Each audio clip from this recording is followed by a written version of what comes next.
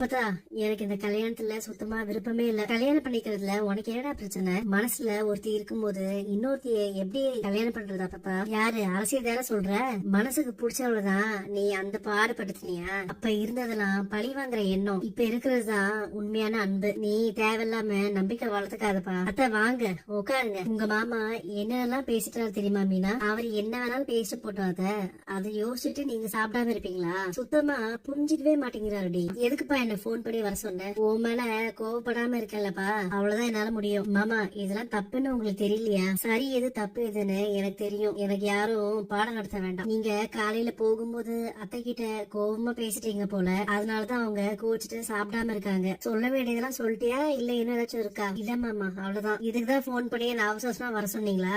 எனக்கே மாமாவை பார்த்தா கொஞ்சம் எரிச்சலாதான் இருக்கு. நெடுங்கத்த சும்மா சும்மா பின்னாடியே போய் கெஞ்சிக்கிட்டு இருக்காதீங்க. அம்மாவால அப்படி இருக்க முடியல அண்ணி. இப்போ மாமா கடை வேலை எல்லாத்தையும் முடிச்சுட்டு நைட்டு வருவாங்கல்ல, அப்பல இருந்து நீங்க அவரை கண்டுக்காமலே இருங்க. சாப்பிட்டீங்களா காஃபி குடிச்சீங்களான்னு போய் கெஞ்சாதீங்க. அண்ணி சொல்றத கொஞ்சம் ட்ரை பண்ணி தான் பாருமா. நீங்க எதுவுமே சாப்பிடலமா, இந்தாங்க கொஞ்சமாச்சும் சாப்பிடுங்க. இந்தாங்கம்மா மாத்திரை போட்டுக்கோங்க. மயில் உங்களை நல்லா பாத்துக்கிட்டாலாத்த? ரொம்ப நல்லா பாத்துக்கிறா. நீங்க பொண்ணு கேட்டு வந்த விஷயத்த எங்க குடும்பத்துல எல்லார்கிட்டயும் சொன்னதும் பயங்கரமா சந்தோஷப்பட்டாங்க. ஒருத்தர் விடாம எல்லாருமே கண்ணை மூடிட்டு பொண்ணை கொடுன்னு சொன்னாங்க. எங்க எல்லாருக்குமே இந்த கல்யாணத்துல முழு சம்மதம். அப்புறம் என்ன, நிச்சயதார்த்தத்துக்கு நாள் குறிச்சிடலாம். எனக்கு ஒரு வேலை வாங்கி தர சொல்லி மீனா கிட்ட கேட்டிருந்தேன். அவளுக்கு தெரிஞ்சவங்க வீட்டுல ஒரு வேலை இருக்குன்னு என்ன ஏதுன்னு பாக்குறீங்களான்னு சொல்லி என்ன கூட்டிட்டு போனாங்க. அந்த வேலை எனக்கு பிடிச்சிருந்துச்சு. அதனால உடனே வேலையில சேர்ந்துட்டேன். வயசானவங்க ஒருத்தங்களுக்கு வேலைக்கு சாப்பாடு கொடுத்து மருந்து மாத்திரை எல்லாம் எடுத்து கொடுத்து அவங்கள பாத்துக்கணும். 10,000 ரூபாய் சம்பளம் தரதா சொல்லிருக்காங்க. நான் பெருசா